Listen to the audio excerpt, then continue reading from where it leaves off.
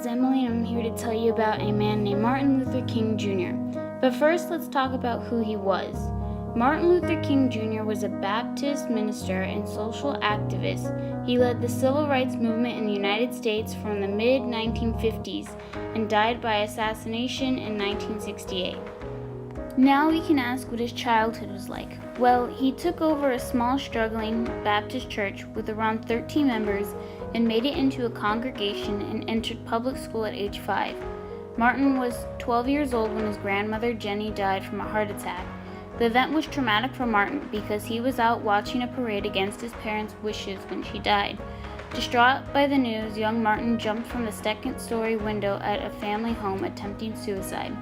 King attended Booker T. Washington High School, where he was said to be a good student. He skipped both the 9th and 11th grades and entered Morehouse College in Atlanta at age 15. Let's first know what civil rights is and how it started. Civil rights is the rights of citizens to political and social freedom and equality. On March 2, 1955, a 15-year-old girl named Claudette Colvin refused to give up her seat to a white man on a Montgomery City bus in violation of local law. She was arrested and taken to jail. The NAACP, or National Association for the Advancement of Colored People, felt they had an excellent case to challenge Montgomery's segregated bus policy. But then it was revealed that she was pregnant, and civil rights leaders feared this would scandalize the deeply religious black community, so they made her less credible. On December 1, 1955, they got another chance to make their case. That evening, 42-year-old Rosa Parks boarded the Cleveland Avenue bus to go home from an exhausting day at work. Parks was sitting in the front seat of the colored section. The white section was full, and then the bus made another stop, and several white men got on. The bus driver told Parks to move, and she refused to. On the night that Rosa Parks was arrested, E.D. Nixon, the head of the local NAACP, met with Martin Luther King Jr. and other local civil rights leaders to plan a citywide bus boycott. The bus boycott would be 382 days of walking to work, harassment, violence, and intimidation for the Montgomery's African American community. The community also took legal action against the city's ordinance, arguing that it was unconstitutional based on the Supreme Court's separate is never equal decision in Brown v. Board of Education. After being defeated in several lower court rulings and suffering large financial losses, the city of Montgomery lifted the law mandating segregated public transportation. Now we move on to his famous speech. In the spring of 1963, Martin Luther King Jr. organized a demonstration in downtown Birmingham, Alabama. Entire families attended. City police turned dogs and fire hoses on demonstrators. Martin Luther King was jailed along with large numbers of his supporters, but the event drew nationwide attention. On August 28, 1963, the historic March on Washington drew more than 200,000 people in the shadow of the Lincoln Memorial.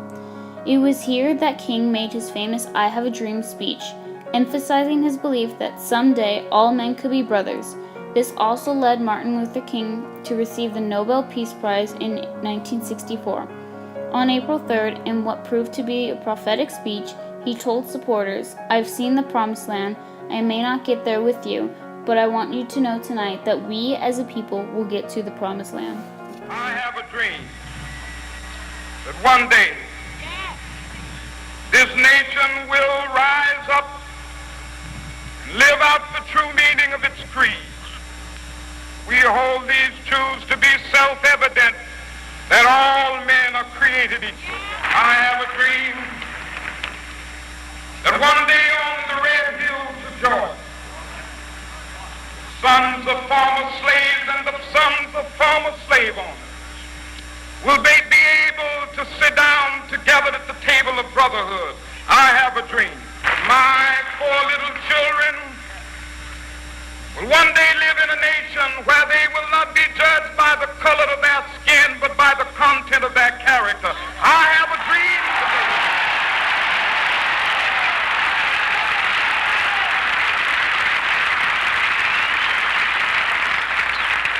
I have a dream that one day every valley shall be exalted.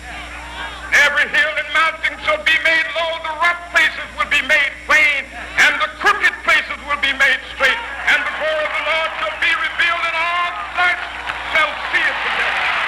day, while standing on a balcony outside his room at the Lorraine Motel, Martin Luther King Jr. was struck by a sniper's bullet. The shooter was a former convict named James Earl Ray and was eventually apprehended after a 2-month international manhunt.